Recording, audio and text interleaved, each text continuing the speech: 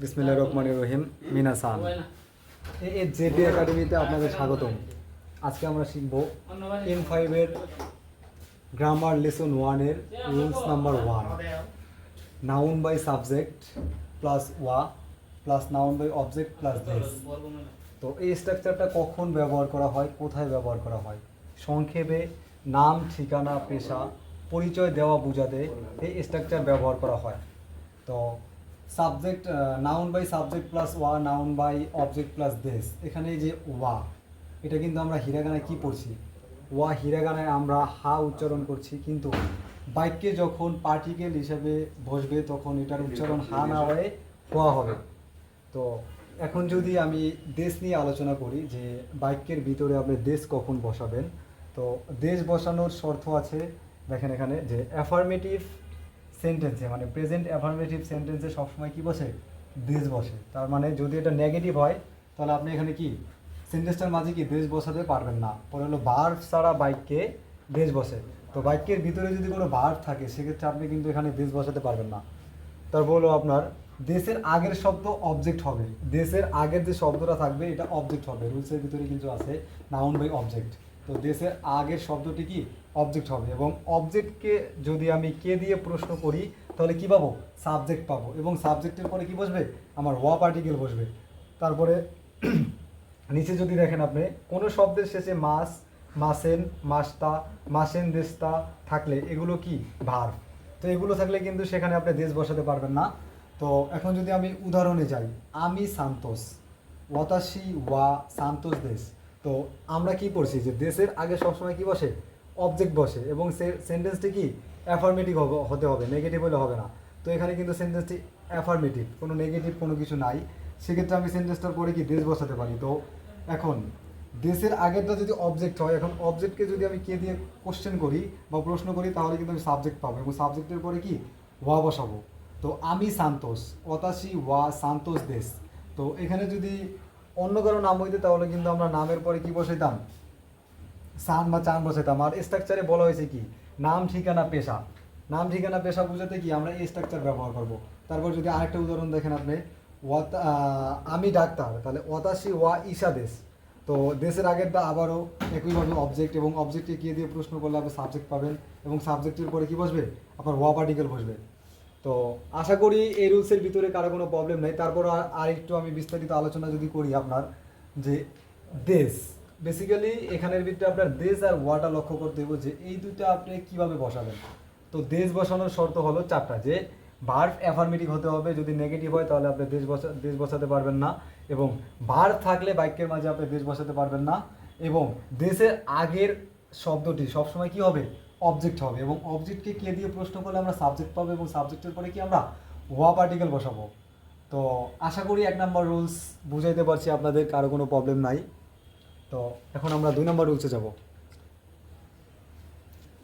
Start করো। Rules number 2, noun by subject plus বা noun by object plus যা আরিমাসেন দেও আরিমাসেন। এই স্ট্রাকচার কখন ব্যবহার করা হয়? কোনো স্টেটমেন্ট বা জিজ্ঞাসাকে অস্বীকার, প্রত্যাখ্যান করা বোঝাতে এই স্টেটমেন্ট ব্যবহার করা হয়, মানে সরাসরি প্রত্যাখ্যান করা বোঝাতে আর কি এই স্ট্রাকচার ব্যবহার করা হয়। ভার্ব ছাড়া প্রেজেন্ট নেগেটিভ বাক্যের শেষে দেশ না বসে যা আরিমাসেন দেওয়া আরিমাসেন বসে। তো যা আরিমাসেন দেওয়া আরিমাসেন কখন বসে? ভার্ব ছাড়া প্রেজেন্ট নেগেটিভ বাক্যের শেষে দেশ না বসে যা আরিমাসেন বা দেওয়া আরিমাসেন বসে। তো আমরা যদি স্ট্রাকচারটা দেখি, নাউন বাই সাবজেক্ট প্লাস ওয়া plus noun by object plus যা আরিমাসেন দেওয়া আরিমাসেন। এখন যদি আমি এটা দিয়ে বাক্য গঠন করি, তো আমি তৌহিদ না, এটা কিন্তু ইয়েস অর নো এরকম না, এরকম উত্তর অর্থে ব্যবহার করা হবে না। হাই বা ই অর্থে কিন্তু এটা ব্যবহার করা হবে না। এটা হলো সরাসরি নয় এমন এমন কিছু বোঝায় যে আমি এটা নয় বা আমি এটা নয়, এটা কখনো ইয়েস অর নো এই অর্থে ব্যবহার করা হবে না। তো যদি আমি এখন উদাহরণটা দেখি, আমি তৌহিদ না, তো ওয়াতাশি ওয়া তৌহিদ যা আরিমাসেন। তো অনুরূপভাবে যখন আমরা আগের রুলসে পড়ছিলাম যে দেশের আগেরটা অবজেক্ট, এখানেও সেমভাবে শুধু দেশ উঠে গিয়ে কী বসছে? যা আরিমাসেন। তো যা আরিমাসেনের আগে যে আছে এটা হলো আমার কি অবজেক্ট। অবজেক্টটাতে কে? তাহলে আমার তৌহিদ। তো তৌহিদ যদি আমার অবজেক্ট হয়, তো আমি যদি অবজেক্টকে আবার কোশ্চেন করি কে তৌহিদ নয়, তাহলে কিন্তু আমি সাবজেক্ট পাবো। এবং সাবজেক্টকে আমি মানে আমি নিজে অতাশী, তো অতাশীর পরে কি আমার ওয়া পার্টিকেল বসবে। তা মোটামুটি আমার উদাহরণ 1 নম্বরটা বুঝাতে পারছি আপনাদের। এখন যদি আমি দেখাই যে আমি ডাক্তার না, অনুরূপভাবে সেকেন্ড উদাহরণ আমি ডাক্তার না, তো অতাশী ওয়া ঈশা জারিম আছেন। তো সেইমভাবে জারিম আছেন আগেরটা কি অবজেক্ট, এবং ঈশাকে যদি আমি কোশ্চেন করি যে কে ডাক্তার না, তাহলে কিন্তু আমি সাবজেক্ট পাবো, এবং সাবজেক্টের পরে আবার অনুরূপভাবে কি বসবে, ওয়া বসবে। তাহলে এটা হলো আপনার জারিম আছেনের স্ট্রাকচার, যে নাউন বাই সাবজেক্ট প্লাস ওয়া, নাউন বাই অবজেক্ট প্লাস জারিম আছেন বা দেওয়ারিম আছেন। তো এটা দিয়ে আর কি সরাসরি আমি এটা নয় ওটা নয় এই অর্থে আর কি ব্যবহার করা হয়। লেসন 1 এর rules number 3, noun by subject plus ওয়া, কোশ্চেনিং ওয়ার্ড প্লাস দেশ কা। তো আমরা এই স্ট্রাকচারটা বেসিক্যালি কখন ব্যবহার করব, কোশ্চেনিং ওয়ার্ড প্লাস দেশ কা দিয়ে যদি কখনো আমরা কোশ্চেন করি, তখন অবভিয়াসলি আমাকে কি নাউন দিয়ে উত্তর করতে হবে। নাউন, তো নাউন সম্পর্কে তো আমরা বিস্তারিত সবাই জানি, জায়গার নাম, বস্তুর নাম, মানুষের নাম, বেসিক্যালি এই তিনটেই তো নাউন হয় নাকি। তো এটা আমরা ক্লাস 6-এ পড়ছি। তো এখানে 6-এর বা 10 পাস করা কোনো স্টুডেন্ট ছাড়া অবশ্য জাপানিজ ভাষা কেউ শেখে না, তো এটা আবার বিস্তারিতভাবে আলোচনা করার কিছু নাই। তো অবশ্যই মনে রাখতে হবে যে হাই বা ইয়ে দিয়ে কিন্তু আমরা উত্তর করব না, এটা দিয়ে আমরা উত্তর করব না। কখন করব না, যদি আমার স্ট্রাকচারের ভিতরে কি কোশ্চেনিং ওয়ার্ড থাকে। এর আগেরটাই কিন্তু এর আগের রুলসে কিন্তু আমাদের কোশ্চেনিং ওয়ার্ড ছিল না, এই কারণে কি আমরা হাই বা ইয়ে দিয়ে উত্তর করছি। তো এখন যদি আমি উদাহরণে যাই, আপনি কে, তো আনাতা মানে আপনি, আনাতা ওয়া দোনাতা দেশকা মানে আনাতা ওয়া দোনাতা দেশকা, আপনি কে।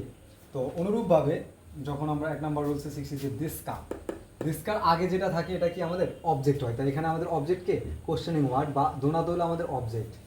এখন অনুরূপভাবে আমি অবজেক্টকে যদি কে দিয়ে প্রশ্ন করি, তাহলে কি আমি সাবজেক্ট পাবো, এবং সাবজেক্টের পরে কি আমি ওয়া বসাইছি।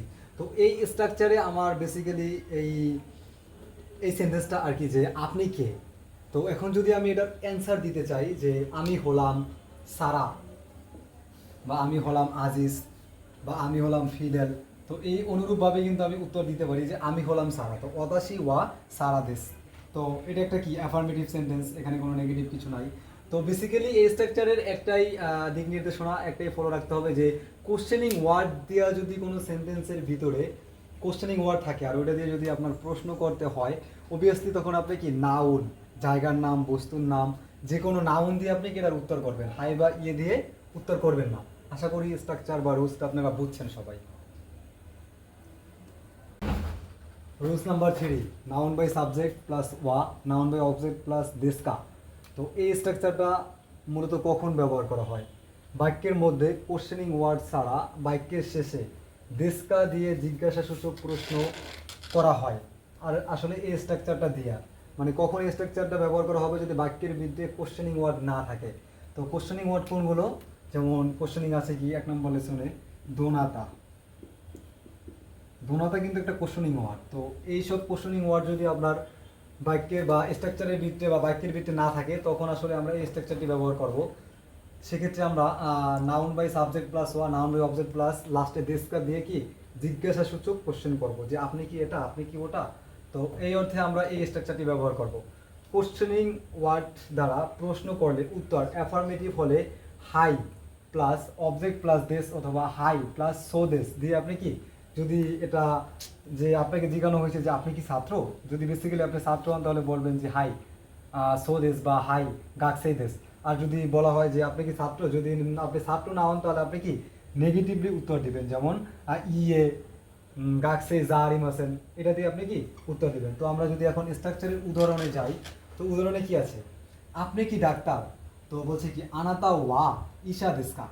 তো এখানে কা দ্বারা কি বুঝাইছে, মানে এই মারুরিয়ারা কি প্রশ্নবোধক চিহ্ন বুঝাইছে, এবং কা দ্বারা কি বুঝাইছে, তাহলে আপনি কি ডাক্তার, তাহলে আনাতা ওয়া ঈশা দেশ। তো অনুরূপভাবে দেশকার পরেরটা কি আমার, দেশকার আগেরটা কি আমার অবজেক্ট, এবং অবজেক্টকে যদি আমি কে দিয়ে প্রশ্ন করি যে কে ডাক্তার না, সেক্ষেত্রে আমি কি পাবো, সাবজেক্ট পাবো, এবং সাবজেক্টের পরে কি বসবে আমার ওয়া বসবে। তো এখন এটা হলো কি আমার সেন্টেন্সের স্ট্রাকচার। এখন যদি আমি এটা না হই যে আমি ডাক্তার না, বা আমি যদি হই যে আমি ডাক্তার, সেক্ষেত্রে আমি কীভাবে উত্তর করব, যদি আমি হই যে আমি ডাক্তার, তাহলে হাই ঈশা দেশ, হাই ঈশা দেশ যে আমি ডাক্তার, হাই সো দেশ হ্যাঁ তাই আমি ডাক্তার। আর যদি হয় যে না আমি ডাক্তার না, যে আমি ডাক্তার না আমি স্টুডেন্ট, বা ছাত্র, সেক্ষেত্রে ইয়ে ঈশা জারিমাসেন বা দেওয়ারিমাসেন। অথবা এখানে আপনি কি আপনার প্রফেশন অ্যাড করতে পারেন, ইয়ে গাকসেইদেস, না আমি ছাত্র। বা এইটার সাথে আপনি গাকসে অ্যাড করতে পারেন যে ইয়ে ঈশা জারিমাসেন গাকসেইদেস, না আমি ডাক্তার না কিন্তু ছাত্র। তো রুলস 3 শেষ। লেসন 1 এর rules number 3, noun by subject plus ওয়া, কোশ্চেনিং ওয়ার্ড প্লাস দেশকা। তো আমরা এই স্ট্রাকচারটা বেসিক্যালি কখন ব্যবহার করব? কোশ্চেনিং ওয়ার্ড প্লাস দেশকা দিয়ে যদি কখনো আমরা কোশ্চেন করি, তখন অবভিয়াসলি আমাকে কি নাউন দিয়ে উত্তর করতে হবে, নাউন। তো নাউন সম্পর্কে তো আমরা বিস্তারিত সবাই জানি, জায়গার নাম, বস্তুর নাম, মানুষের নাম, বেসিক্যালি এই তিনটেই তো নাউন হয় নাকি। তো এটা আমরা ক্লাস 6-এ পড়ছি। তো এখানে 6-এর বা 10 পাস করা কোনো স্টুডেন্ট ছাড়া অবশ্য জাপানিজ ভাষা কেউ শেখে না, তো এটা আবার বিস্তারিতভাবে আলোচনা করার কিছু নাই। তো অবশ্যই মনে রাখতে হবে যে হাই বা ইয়ে দিয়ে কিন্তু আমরা উত্তর করব না, এটা দিয়ে আমরা উত্তর করব না। কখন করব না? যদি আমার স্ট্রাকচারের ভিতরে কি কোশ্চেনিং ওয়ার্ড থাকে। এর আগের রুলসে কিন্তু আমাদের কোশ্চেনিং ওয়ার্ড ছিল না, এই কারণে কি আমরা হাই বা ইয়ে দিয়ে উত্তর করছি। তো এখন যদি আমি উদাহরণে যাই, আপনি কে? তো আনাতা মানে আপনি, আনাতা ওয়া দোনাতা দেশকা মানে আনাতা ওয়া দোনাতা দেশকা, আপনি কে? তো অনুরূপভাবে যখন আমরা 1 নম্বর রুলসে শিখছি যে দেশকা, দেশকার আগে যেটা থাকে এটা কি আমাদের অবজেক্ট হয়। তাই এখানে আমাদের অবজেক্টকে কোশ্চেনিং ওয়ার্ড বা দোনাতা হলো আমাদের অবজেক্ট। এখন অনুরূপভাবে আমি অবজেক্টকে যদি কে দিয়ে প্রশ্ন করি, তাহলে কি আমি সাবজেক্ট পাবো, এবং সাবজেক্টের পরে কি আমি ওয়া বসাইছি। তো এই স্ট্রাকচারে আমার বেসিক্যালি এই সেন্টেন্সটা আর কি, যে আপনি কে। তো এখন যদি আমি এটার অ্যান্সার দিতে চাই যে আমি হলাম সারা, বা আমি হলাম আজিজ, বা আমি হলাম ফিডেল, তো এই অনুরূপভাবে কিন্তু আমি উত্তর দিতে পারি যে আমি হলাম সারা। তো অতাশি ওয়া সারা দেশ। তো এটা একটা কি অ্যাফার্মেটিভ সেন্টেন্স, এখানে কোনো নেগেটিভ কিছু নাই। তো বেসিক্যালি এই স্ট্রাকচারের একটাই দিক নির্দেশনা, একটাই ফলো রাখতে হবে যে কোশ্চেনিং ওয়ার্ড দেওয়া যদি কোনো সেন্টেন্সের ভিতরে কোশ্চেনিং ওয়ার্ড থাকে আর ওটা দিয়ে যদি আপনার প্রশ্ন করতে হয়, অবভিয়াসলি তখন আপনি কি নাউন, জায়গার নাম, বস্তুর নাম, যে কোনো নাউন দিয়ে আপনি কি এটার উত্তর করবেন, হাই বা ইয়ে দিয়ে উত্তর করবেন না। আশা করি স্ট্রাকচার বা রুলসটা আপনারা বুঝছেন সবাই। রুলস নাম্বার 4, প্রথম বাক্য, দ্বিতীয় বাক্য। তো এই রুলসের আলোচনার বিষয় হলো যে প্রথম বাক্যের অবজেক্ট এবং সেকেন্ড বাক্যের অবজেক্ট সেম হবে। তো স্ট্রাকচারটা যদি দেখি, সাবজেক্ট প্লাস ওয়া প্লাস অবজেক্ট প্লাস দেশ, অনুরূপভাবে সাবজেক্ট প্লাস মো প্লাস অবজেক্ট প্লাস দেশ। তো এখানে দেখার বিষয় হলো মো আর ওয়া। তো আমরা জানি কি সাবজেক্টের পরে সবসময় কী বসে, আমাদের ওয়া বসে, কিন্তু এই সেন্টেন্সটা আবার কী বসানো হয়েছে, যে মো বসানো হয়েছে। কেন মো বসানো হয়েছে? পূর্বের বাক্যের অবজেক্ট এবং পরের বাক্যের অবজেক্ট যদি সেম হয়, তাহলে পরের বাক্যের সাবজেক্টের পর ওয়া না বসে মো বসে। তো কোথায় লক্ষ্য রাখতে হবে যে এই বাক্যের যে অবজেক্ট আছে, এই অবজেক্টটার সাথে যদি আমার এই অবজেক্টটা মিলে, তাহলে আমার প্রথম বাক্যের সাবজেক্টের পরে ওয়া বসবে, এবং সেকেন্ড বাক্যের সাবজেক্টের পরে ওয়া না বসে কি বসবে, মো বসবে। তাহলে আমার এই স্ট্রাকচারের আলোচনার বিষয়টা হলো কি মো। আর এই মোর অর্থ কি বুঝাবে, যে ও মানে আমি, ও সে, ও তিনি, ও আপনি, ও, এই অর্থে আসলে মোটা ব্যবহার করা হবে। যদি আমি উদাহরণটা দেখি যে আমি একজন ছাত্র, আমি একজন কি ছাত্র, সেও একজন কি ছাত্র। তো এখানে কিন্তু পেশা বা প্রফেশন কিন্তু দুজনের এক, সেও ছাত্র আমিও ছাত্র, তার মানে কি এটি আমার অবজেক্ট।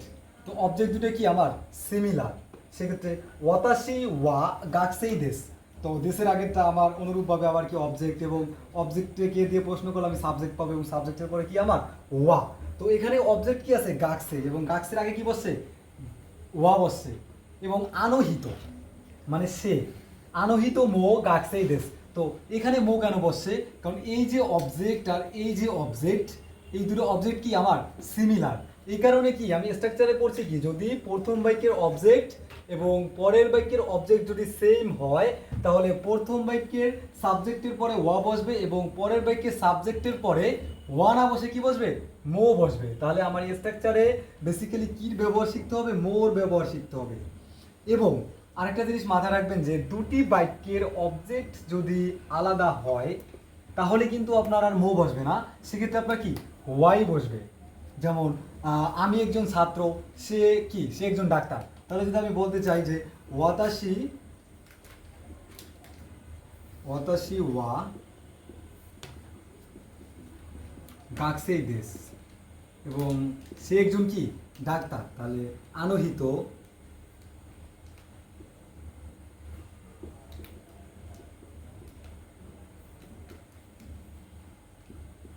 আনহিত ওয়া ইশাদেশ। এখানে কিন্তু আমি মো বসাই নাই, লক্ষ্য করেন, কারণ এখানে কি আমার অবজেক্ট সিমিলার না। তাহলে এই স্ট্রাকচারের মেইন পয়েন্ট হলো মো, এবং লক্ষ্য রাখতে হইব অবজেক্ট। যদি আবার অবজেক্ট সিমিলার হয় তাহলে প্রথম সেন্টেন্সের সাবজেক্টের পরে ওয়া বসবে এবং সেকেন্ড সেন্টেন্সের সাবজেক্টের পরে কি বসবে, মো বসবে। আশা করি সবাই বুঝতে পারছেন। রুলস নাম্বার 5 আমরা শিখব নো এর ব্যবহার। তো নাউন বাই কোম্পানি অর্গানাইজেশন অধীনে প্লাস নো প্লাস নাউন বাই কর্মচারী ছাত্র পেশা প্লাস দেশ, মানে এই কোম্পানির অধীনস্থ কোনো কাজ যদি আপনি করে থাকেন তাহলে ওই কোম্পানির পরে কি নো পার্টিকেল বসবে। তো যদি এখানে একটু আবার ফলো করেন, কোনো প্রতিষ্ঠান বা কোম্পানির অধীনে কর্মরত বা অধ্যয়নরত বুঝালে ওই কোম্পানি বা প্রতিষ্ঠানের নামের পর নো পার্টিকেল বসে। তাহলে নো পার্টিকেল বেসিক্যালি কোথায় বসে, যে আপনি কোনো একটা প্রতিষ্ঠান বা কোম্পানিতে অধীনস্থ আছেন, বা বোঝা যায় যেমন আপনি কোনো কোনো স্কুলের ছাত্র, পেশা, ছাত্র, কর্মচারী এইসবের যদি আপনি মানে প্রমাণ দিতে চান বা বুঝাইতে চান, সেক্ষেত্রে আপনার ওই প্রতিষ্ঠান বা ওই স্কুল বা কলেজের নামের পরে কি আপনার নো পার্টিকেল বসবে। তো যদি আমি একটা উদাহরণ দেখি, তার আগে একটু দেখে নিই নো মানে কি বোঝায়। নো মানে বোঝায় র বা এর। নো মানে বোঝায় কি র বা এর। তাহলে আমি এমিনেন্টের ছাত্র, তো এখানে যদি বলেন আমি ঢাকা পলিটেকনিকের ছাত্র, তাও কিন্তু বলতে পারেন। আমি ঢাকা বিশ্ববিদ্যালয়ের ছাত্র, তাও কিন্তু বলতে পারেন। সেক্ষেত্রে আপনার ঢাকা পলিটেকনিক, ঢাকা বিশ্ববিদ্যালয়ের পরে কি আপনার নোটা লাগাই দিলেই হয়ে যাবে। তো ওয়াতাশি ওয়া এমিনেন্ত নো গাকসেই দেশ। তো দেশের আগেরটা আমাদের অনুরূপভাবে কি অবজেক্ট। তো অবজেক্টের আগে বসবে কি আমার প্রতিষ্ঠান, প্রতিষ্ঠানের নাম। তো প্রতিষ্ঠানের নামের পরে বসবে কি আমার নো পার্টিকেল। আর এই নো পার্টিকেল দ্বারা কি বোঝানো হবে, এর বোঝানো হবে। আর অনুরূপভাবে অবজেক্টকে আপনি কে দিয়ে প্রশ্ন করুন, সাবজেক্টকে আপনি কে দিয়ে প্রশ্ন করলে কী পাবেন, অবজেক্টকে আপনি কে দিয়ে প্রশ্ন করলে কী পাবেন, সাবজেক্ট পাবেন, এবং সাবজেক্টের পরে কী বসাবেন, ওয়া বসাবেন। তো আরেকটা উদাহরণ যদি দেখি, আমি আরএফএল এর কর্মচারী, ওয়াতাশি ওয়া আরএফএল নো খাইশাইন দেশ। খাইশাইন মানে কর্মচারী। তো আরএফএল নো, তো এখানে বেসিক্যালি নোটা বোঝায় এর বা র বা এর, মানে অধীনস্থ, মানে এই কোম্পানির অধীনস্থ আমি, এটার ইন্ডিকেট করে কি আমার নো। যেমন এই ক্যাম্পাসের অধীনস্থ ছাত্র আমি, তো এই ক্যাম্পাসটাকে ইন্ডিকেট করে কি আমার নো। এই প্রতিষ্ঠানের অধীনস্থ কি একজন আমি কর্মচারী, তো এই প্রতিষ্ঠানকে ইন্ডিকেট করে কি নো। আর নো দ্বারা কি বোঝায়, এর বোঝায়। আশা করি সবাই বুঝতে পারছেন। তো অনুরূপভাবে আমাদের প্রতিটা লেসন এইভাবে আপনাদের দেওয়া হবে। তো সবাই সাথে থাকেন এবং দেখতে থাকেন। আর যদি কোথাও না বুঝে থাকেন অবশ্যই কমেন্ট করবেন, এবং কমেন্টের মাধ্যমে আপনার বিস্তারিত মতামত জানাবেন যে ক্লাসগুলো আসলে আপনার উপযোগী কি না, বা আপনি এটা এখান থেকে কিছু নিতে পারেন কি না। যদি না পারেন তাহলে তো আমার শুধু শুধু বক বক করে লাভ নাই। তো সেক্ষেত্রে আপনি অবশ্যই কমেন্ট করবেন, কমেন্ট করে জানাবেন যে বুঝছেন কি না বা কোথাও প্রবলেম আছে কি না। আল্লাহ হাফেজ, আসসালামু আলাইকুম।